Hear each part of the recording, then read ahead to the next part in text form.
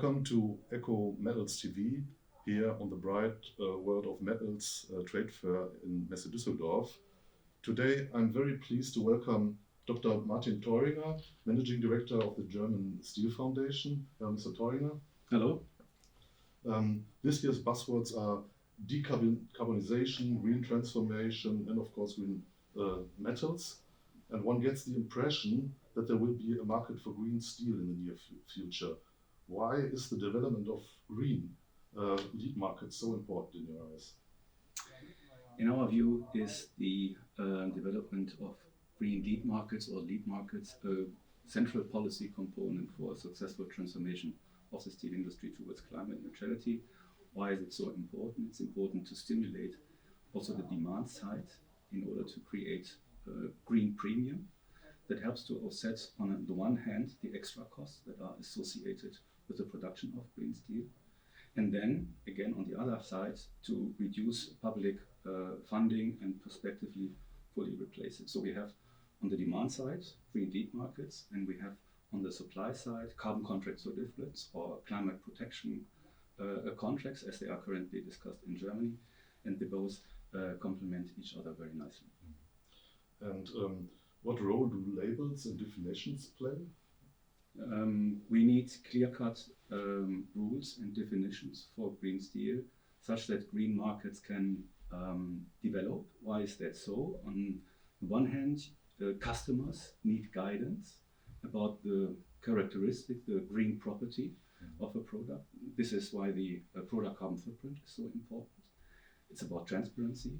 But on the other hand, policymakers need information about the quality of the production process in order to define what is climate friendly and what is prospectively climate neutral or near zero steel, in order to find the right instruments to establish green lead markets. And think about quotas in public procurement, think about green steel criteria in tenders for offshore wind parks, or think about voluntary price commitments, as for example in the First Mover Coalition. The steel industry has developed its own proposal. What's the central content and how does it differ from other proposals? We have worked intensively in the German Steel Association, in the Wirtschaftsvereinigung Stahl, on a proposal.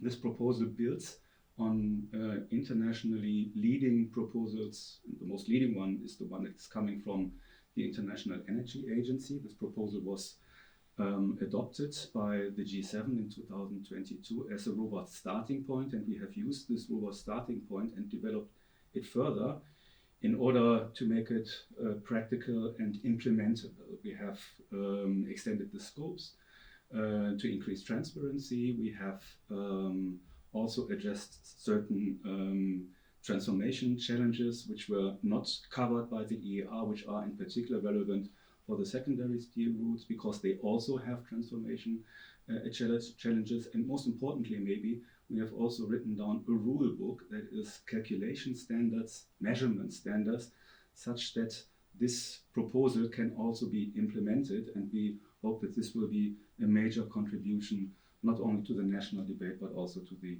international debate.